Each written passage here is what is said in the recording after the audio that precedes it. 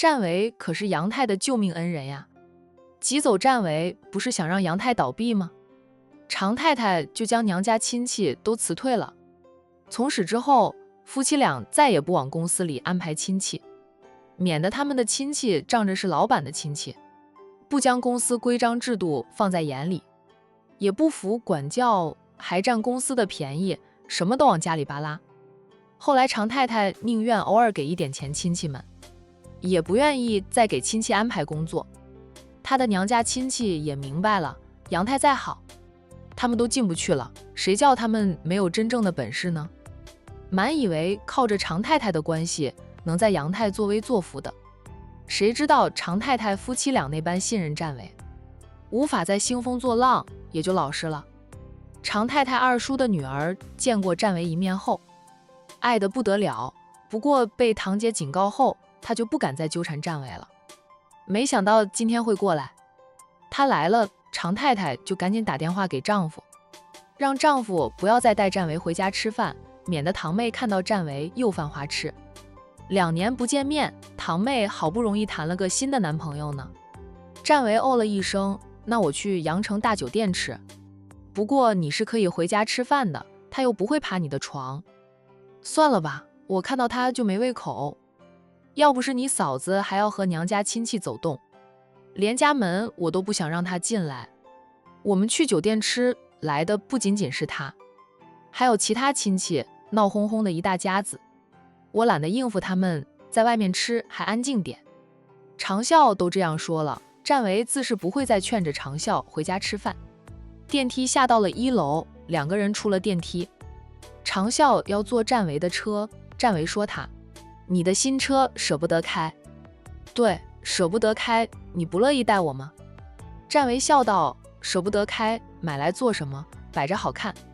常笑哈哈的笑，男人爱车，他没有多大的爱好，却和其他男人一样爱车，有钱后买了不少好车，放在车库里，喜欢开哪一辆就开哪一辆。除了爱买车，常笑还喜欢钓鱼，只要他去钓鱼，一整天都别想见到他的人。常太太最不喜欢他去钓鱼，看到他要去钓鱼，连鱼竿都给他办了。2个人上了车，占为开车，车子驶出了公司后，占为说常笑，笑哥，我知道当初嫂子的娘家亲戚借了点钱给你们，但这么多年你们连本带利都还给他们了，如今不是你们欠他们的，是他们欠你们的了。老是那样帮扶着他们，他们不会努力去工作赚钱的，反正出什么事缺钱了找你们要，你们都会给，他们压根就没有拼劲。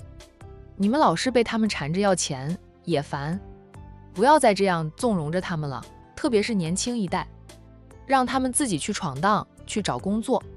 以后他们闯了祸，你们也不要再拿钱去帮他们收拾残局。常笑叹口气，我跟你嫂子说过的，她还念着旧情，老是这样子的确不是办法，他们要钱要习惯了，也觉得要钱很容易，他们总是跟你嫂子说，我们现在这么有钱了，从手指缝里漏一点给他们，他们都能吃香喝辣了。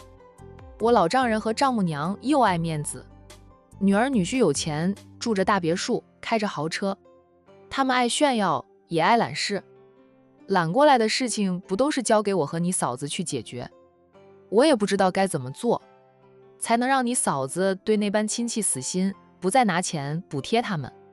以前跟那些人借的钱，最多的也就是借1万，少的是1、2千，这么多年来他们还回去的，何止是1万几千呀，是10几万、几十万了。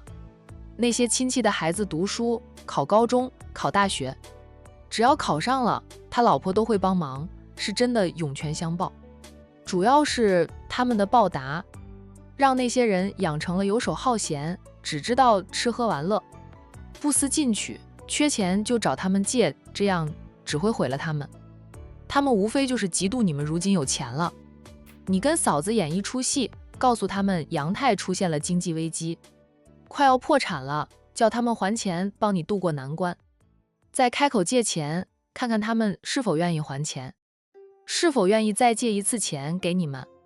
他们不愿意还钱，也不肯再帮你们，我嫂子就会死心，就不会再像现在这样帮扶着了。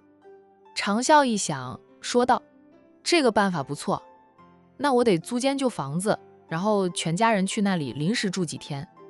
等孩子们上学了，我和你嫂子回娘家一趟，先让嫂子打电话回去，或者在家族群里发信息，艾特所有人就行。之后再回去一趟，要穿得朴素一点，也不要再开着你的新车回去，就挤一下公交车吧。没有公交车的话，可以叫辆网约车，到了再让你丈母娘帮你们支付车费。演戏就要演得像一点。常笑笑道：放心吧，我们能演好的，毕竟我们也穷了很长一段时间，挨过穷，吃过苦，负债累累时，他一家人节衣缩食的，买菜都舍不得买新鲜的菜，去捡别人的那些黄叶菜，或者是傍晚再去菜市场捡便宜菜，10天半个月才敢买一次肉吃。你和蓝若若什么时候结婚？还不知道，我爸妈今天会过来，等长辈们帮我们选好了办婚礼的日子，再去领结婚证也不迟。是了，我爸妈今天要过来，下午我要去机场接他们，公司就交给你了。长啸：好吧，人家占维的父母大老远的从管城过来，又是为了占维的人生大事，长啸再不乐意，也得硬着头皮继续回公司当牛马。打工的自称牛马，长啸觉得当老板的一样是牛马，他们这种牛马压力还很大呢。若没有经营好公司，公司倒闭了，会让工人失去工作，所以他们这些老板牛马拼命想谈更多的生意，签更多的单子，让自己的公司有事做，能正常运转下去，那样工人才能保住工作。大环境不好，有时候连牛马都没得做呢。叔叔阿姨大概几点到？我妈发了机票给我看过，下午3点多到羊城机场。长啸了一声，占维是临时通知父母的，二太太夫妻俩只能临时订机票，本想坐私人飞机过来，可还得申请航线，便放弃了用私人飞机。此刻夫妻俩才登机呢，从管城到羊城得飞3个多小时，下午3点多将近4点他们才能到。来的不仅仅是二太太夫妻俩，还有唐君业夫妻俩，3房夫妻也跟着来，他们都是占维的长辈。占维的那些哥哥们在结婚之前，双方见家长谈婚论嫁时，唐君业这些当长辈的都有参与，轮到了占维自然也是一样。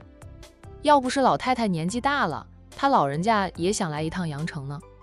占维猜到奶奶想来，特意交代了父母，不要带着奶奶过来，他老人家年纪大了，身体也没有以前那样硬了，还是留在家里看着那班曾孙们吧。奶奶又是见过蓝若若的了，等他和蓝若若结婚那天，奶奶再凑热闹也不迟。占维计划在管城请一次酒，在羊城也请一次酒，两地相隔太远了，他结婚肯定得回管城摆酒。蓝家这边那么多亲戚，过去就不是很方便，所以他想办2次酒。这些事他还没有和蓝若若聊过，他都是刚求婚成功呢，等长辈们都来了再说吧。下午我去机场帮你接机，我还没有见过叔叔阿姨呢。长啸很热情的道。占维看他2眼，说道：你又不是我未婚妻，那么着急见我爸妈做什么？有我这个儿子在，哪里要你去帮我接机？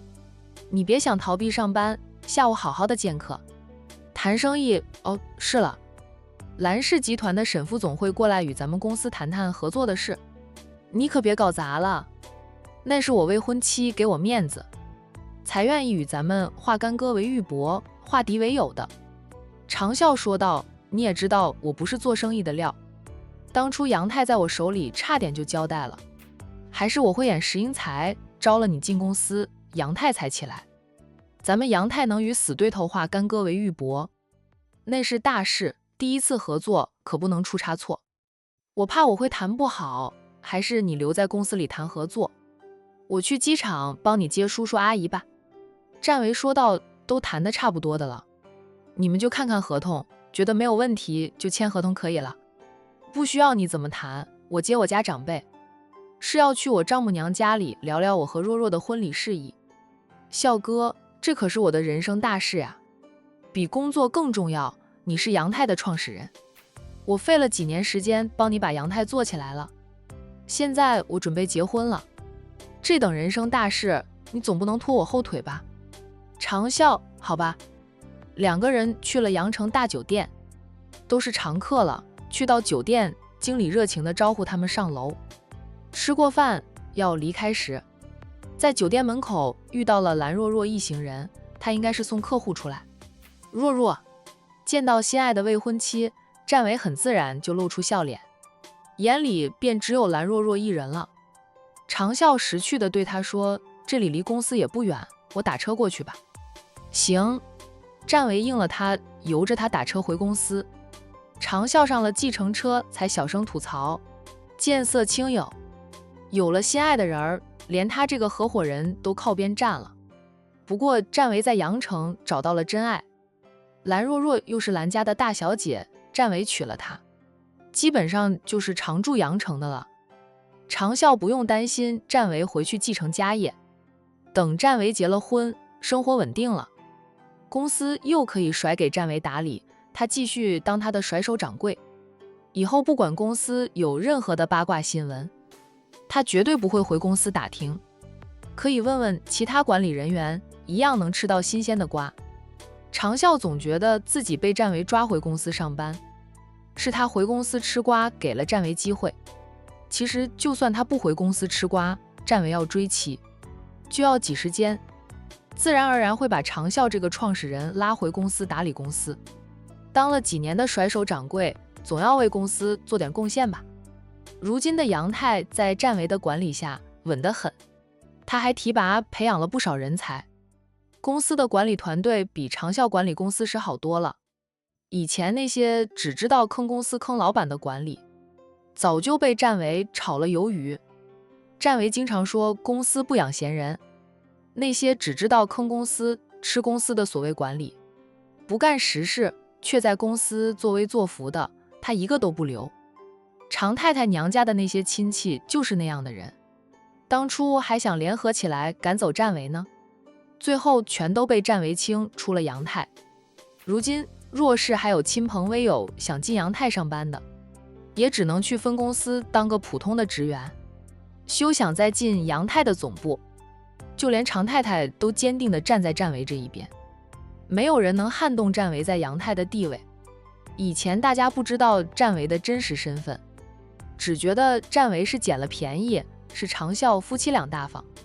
如今知道了战维的真实身份，大家便认为是长啸夫妻俩捡到了宝，竟然能将战家的七少爷拉进杨泰，给战维的股份那都是战维应得的。你和常总过来吃饭，不是说常太太做了很多好吃的，叫你过去吃饭吗？蓝若若含笑问着走近的战维。他的客户已经离开，秘书在见到战维后跟长啸一样，先行离开，给这对小情侣腾独处的空间。本来是想去常家吃饭的，都准备去了。笑哥接到嫂子的电话，说他堂小姨子也来了，叫我不要跟过去吃饭。蓝若若是聪明人，一听他这样说，就知道常太太的堂妹喜欢战维，他并没有放在心上。战维在阳城做出来的成绩，大家是有目共睹的。他又年轻俊秀，爱慕他的女强人都有不少，更不要说其他普通的女孩子了，有几个人能抵挡得住战维的俊秀？常太太倒是个三观正的，没有帮着他的堂妹纠缠你。战维说道，他知道我才是能让他们家过上好日子的人，哪敢惹怒我？他的堂妹我都没有什么印象，我眼睛长在头顶上，一般人都入不得我的眼。我认识了你后，其他女孩子再好在我眼里都不值一提。蓝若若笑，以前咱们可是死对头，死对头又如何？不妨碍我欣赏你啊。